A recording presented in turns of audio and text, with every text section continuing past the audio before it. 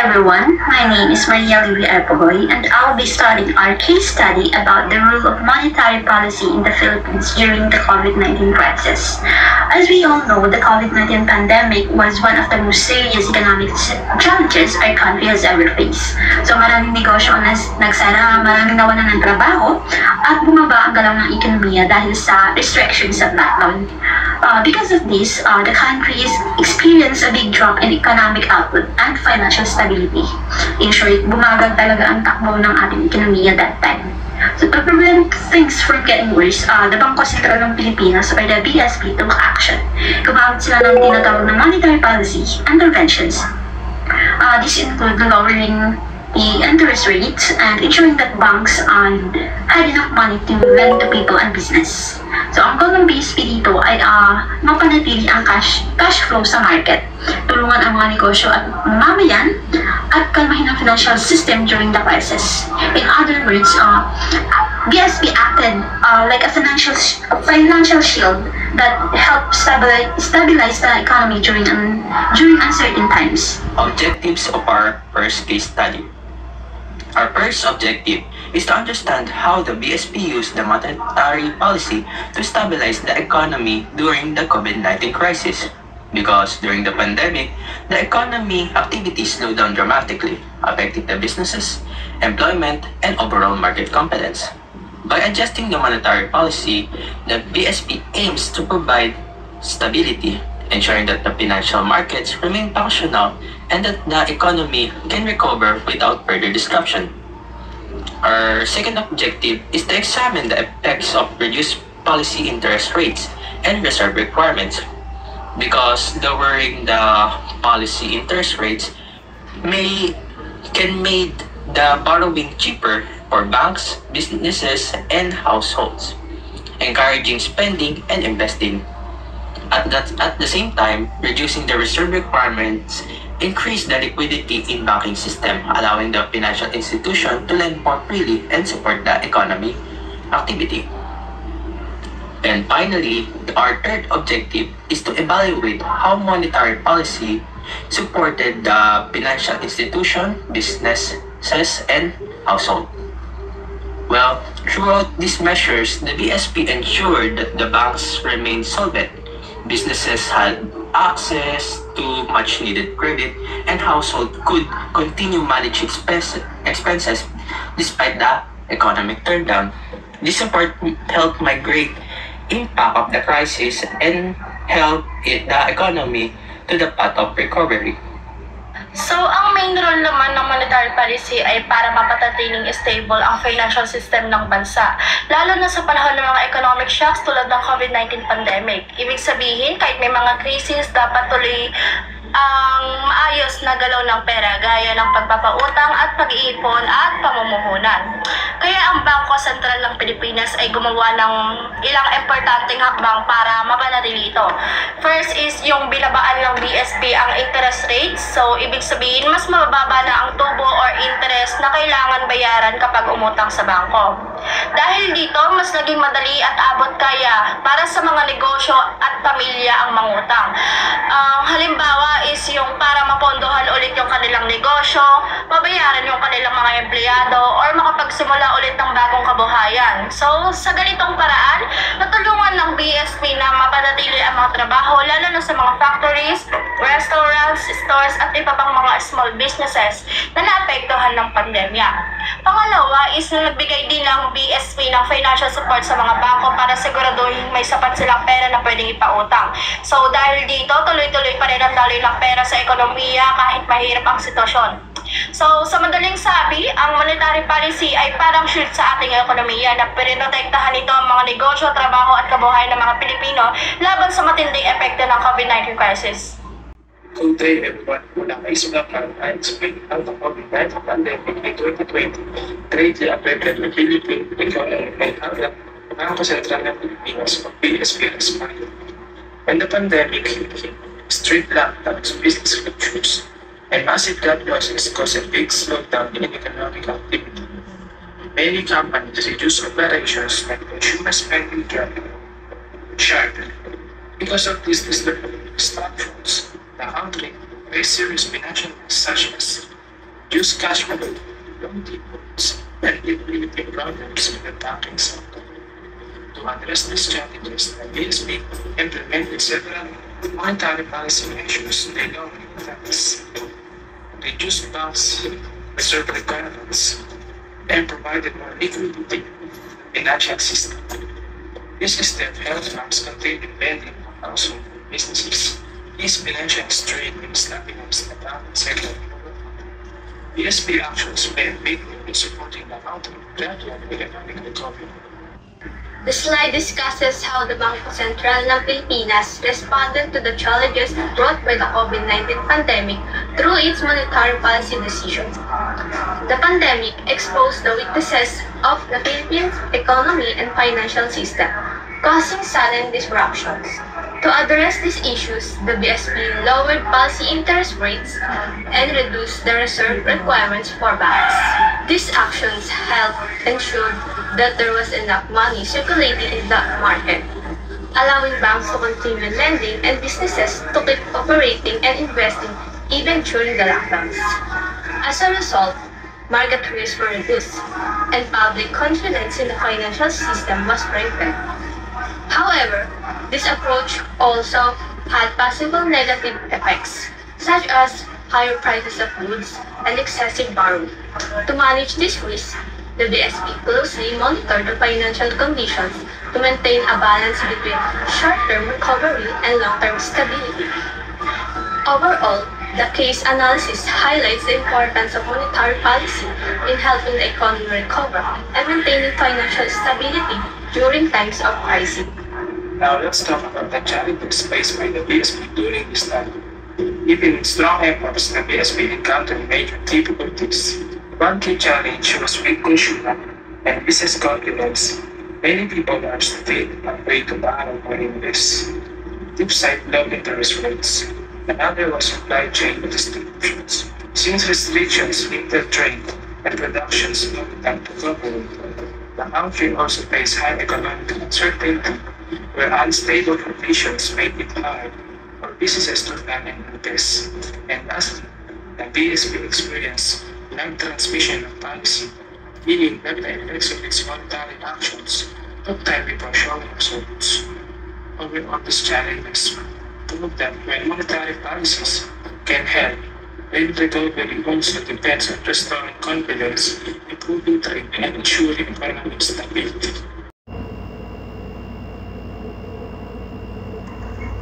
So for this part, gusto namin ipakita kung paano talaga maka-appeal yung monetary policy ng BSP during the pandemic.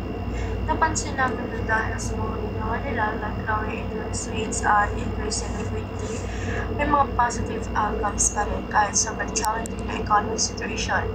So dito sa key economic effects, i-explain ko kung ano yung mga pinaka-importante effects at paano nito natulungan yung economy to stay stable and avoid total collapse. Una, nagiging mas stable yung banking system. Dahil binabaan ng BSP ang interest rates at reserve requirements, nagkaroon ng mas maraming pera sa financial system. So meaning, mas naging madali para sa mga bangko na magpahiram at mag-operate kahit may crisis. Kung hindi ito ginawa, posible nagkaroon ng liquidity problems, delays sa lending, or mas malalang financial stress. Pero dahil sa monetary policy measures, nanatiling matatag at functional ang mga bangko. Pangalawa is yung bumaba yung borrowing cost. Kapag mababa ang interest rates, mas mura manghiram ng pera. Nakakatulong ito sa households na kailangan ng panggastos at sa mga negosyo na kailangan magpatuloy ng operasyon kahit yung mababa yung kita nila. So dahil mas accessible ang loans, mas naprotektahan yung mga trabaho at mas nagkaroon ng chance para makapag-adjust yung mga struggling na negosyo. Pangatlo is slow the decline of economic activity.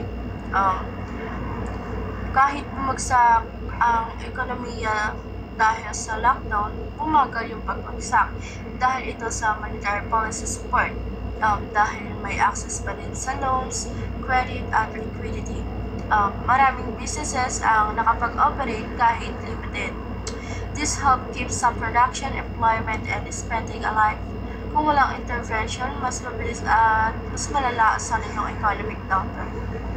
Pang-apat, strengthen financial market confidence. Kapag nakikita ng investors at publiko na may ginagawa ang BSP para maprotektahan yung ekonomiya, bumababa yung panic at uncertainty. Nagiging mas stable ang value ng assets, mas predictable ang market movements, at mas nagiging willing ang mga tao na mag-invest or magpatuloy ng economic activity. Confidence is a big part of economic recovery at malaki ang naging role ng BSP dito. Panghuli, yung support of gradual economic recovery. So, sa lahat ng action ng BSP ay nagbigay ng foundation for gradual recovery. Kahit hindi agad bumalik sa dati yung ekonomiya, unti-unti siya nakaahon dahil may support system na tumutulong sa households, businesses at banks. Hindi man mabilis pero naging posible yung recovery dahil nanatiling functional at financial system at accessible ang credit.